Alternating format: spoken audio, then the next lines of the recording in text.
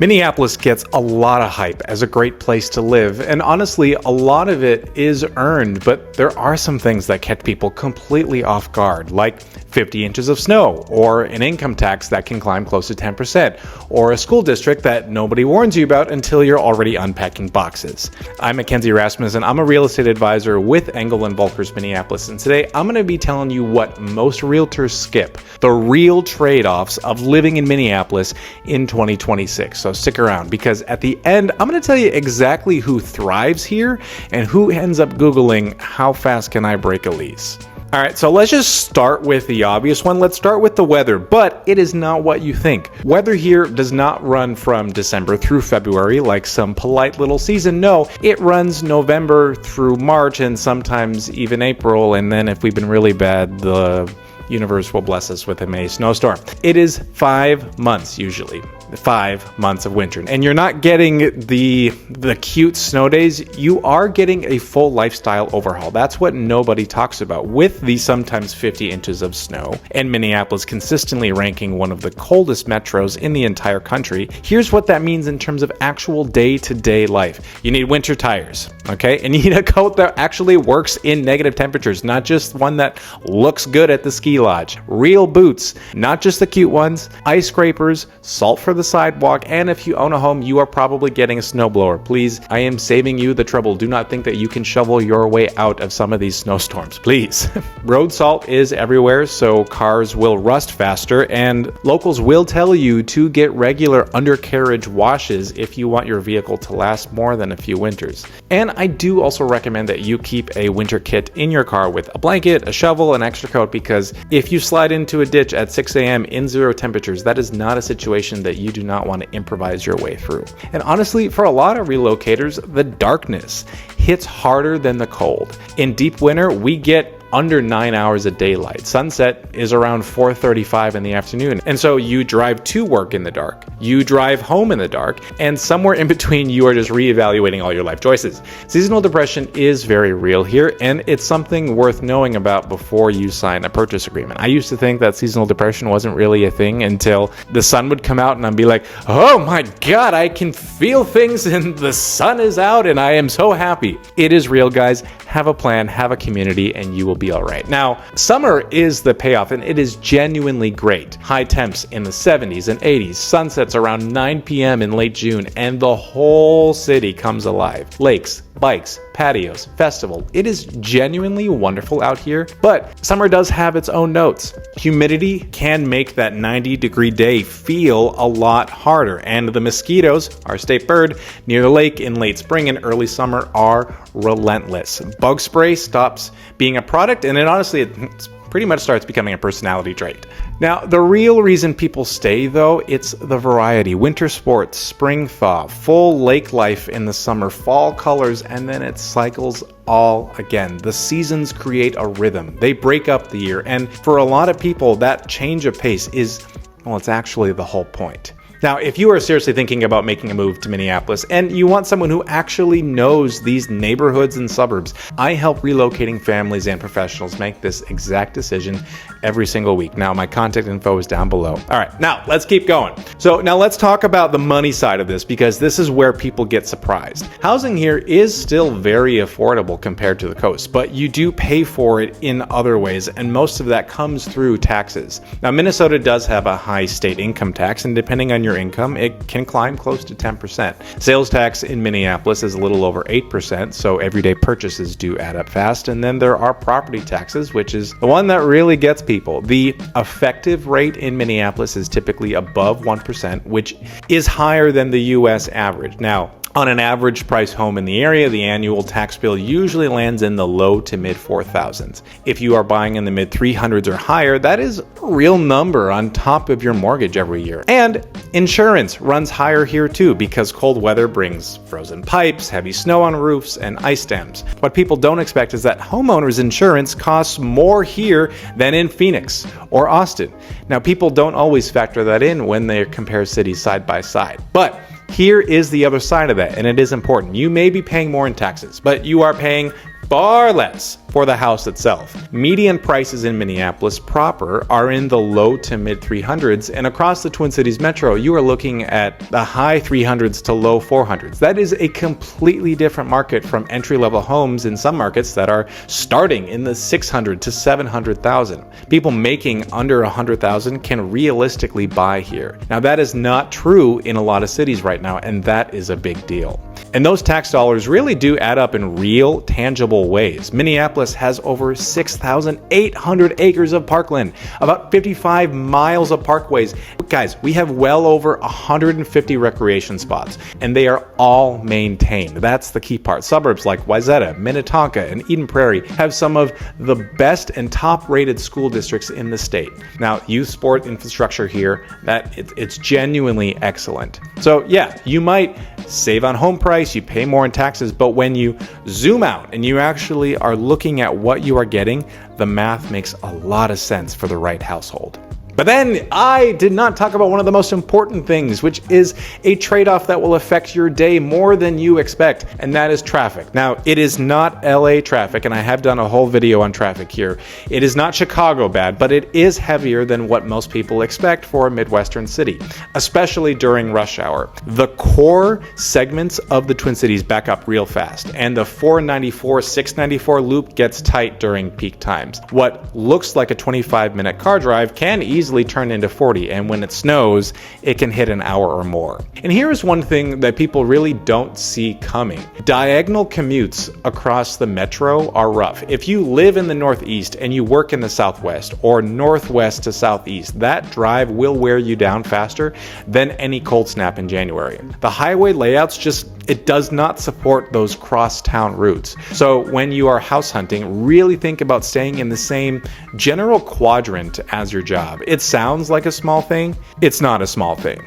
Winter makes all of this worse. Minnesota handles snow well as a state, but a big storm can add 30 to 60 minutes to your commute, and it is more stressful, more dangerous, and just exhausting. Now, if you can work from home even just a couple of days a week, that flexibility is genuinely valuable here in a way that it's not in a warmer climate.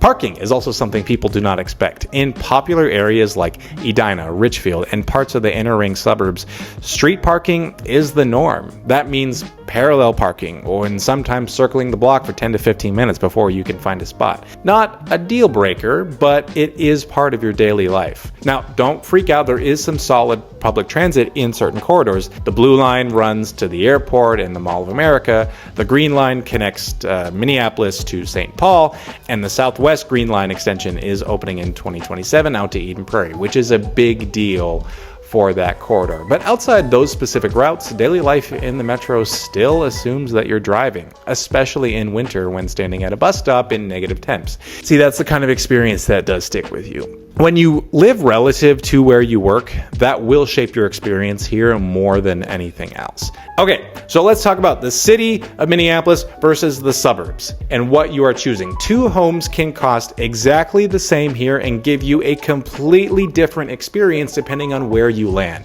In Minneapolis proper, you get the density, walkability, bike trails, restaurants, coffee shops you can actually walk to. Neighborhoods like the North Loop, Linden Hills, even Uptown does still have some of the real energy. Minneapolis is one of the most bikeable cities in the country with over 50 miles of parkways and hundreds of miles of trails connecting neighborhoods to the lakes. If you want urban energy, the city delivers it, but with that comes tighter parking, more noise, and schools that can vary a lot by neighborhood.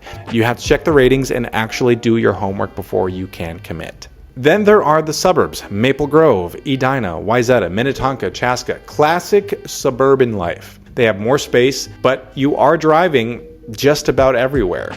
Now, if you are a family and you are coordinating sports practices and coordinated schedules, you're going to have less nightlife and less walking to dinner, less stumbling upon anything. But each suburb does have its own feel. Wayzata feels like a lake town with a price tag to match.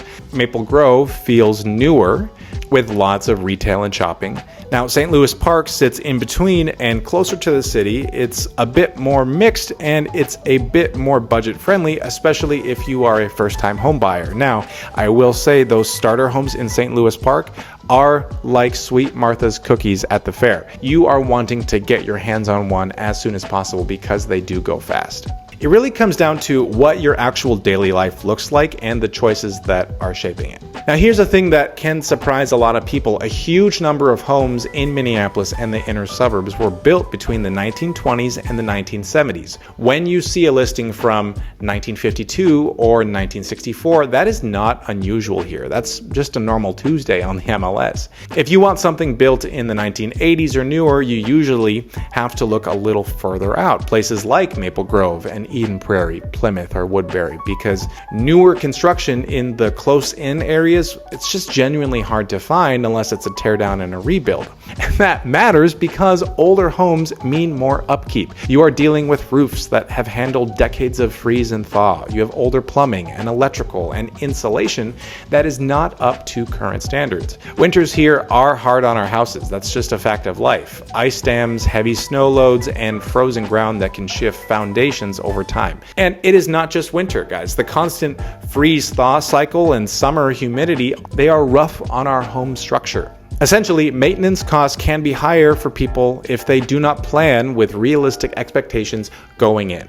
All right, so let's talk about who actually thrives in Minnesota and who struggles. Let's be real about this, because it is a lot better to know now than 6 months after you've already moved. If you genuinely hate the cold and the snow and early sunsets are going to be an issue for you, the 5 months of winter is going to be a challenging time without exception. And for a lot of people, even if it's not the cold itself, it truly is that darkness. If you need sunlight to feel good, the deep winter stretch can really grind on you, and that is worth taking seriously. Taxes, Minnesota ranks in the bottom 10 nationally for overall tax competitiveness, meaning between state income tax and property taxes, you will feel it. Now, counterpoint, I firmly believe you get a great value for that when it comes to investment in infrastructure and schools and parks. But if paying higher taxes bothers you at a core level, well, it's just not something that's going to go away. And city vibe is an honest one. If you are chasing massive, fast-paced coastal energy with skyscrapers everywhere and nonstop action, Minneapolis might feel smaller than expected. It is a strong metro with real culture, but it is not New York or LA. And if that's your baseline, the pace here can feel slow at first. And this is one thing that surprises people. Minnesota nice is real. People here are polite, they avoid conflict, and communication tends to be indirect. They will never say, I don't like that. They're going to go, oh, well, that's different. If you want a direct and you want straight answers, that cultural dynamic can feel very frustrating over time. It's not personal, but it is something worth knowing before you move. Car dependency is also real. I have New Yorker friends, and that is the biggest thing that they notice, how everyone is fully car committed. And I'm like, you think this is bad? Try living in LA. You can't even walk a block without people being like, hey, let's just drive. Now, here is the people that tend to thrive here. If you want nature woven into everyday life, not something that you just see on your drive on the weekend. If walking around the lake after work or biking to a coffee shop on a trail that connects to somewhere real, if that sounds good to you, this city is built for exactly that. There is strong infrastructure here around youth sports, community programs, and neighborhoods designed around that lifestyle. If that rhythm matters to you, you will feel supported here. Professionals who want solid career options without needing two massive incomes just to buy a house also do well here. The job market here is real. Home prices are manageable in a way that there is simply not a lot in other cities right now. Understanding all of these trade-offs is literally the whole point. It prevents buyer's remorse after being here for 6 months. If you want to know what neighborhoods or cities are going to be the best fit for you, I actually have a free custom buyer's guide that I tailor to you based on what your priorities are. To get one of those, you just need to book a call with me. All of that information is in the description and in the pinned comment down below. Be sure to do that. And also, if you want to learn more, I made another video about all of the overhyped and underhyped suburbs in the Twin Cities. I definitely recommend that you watch that. I'm going to pin that video right there, and you can go and watch that on the next one. Thank you for watching, and I will see you in the next one.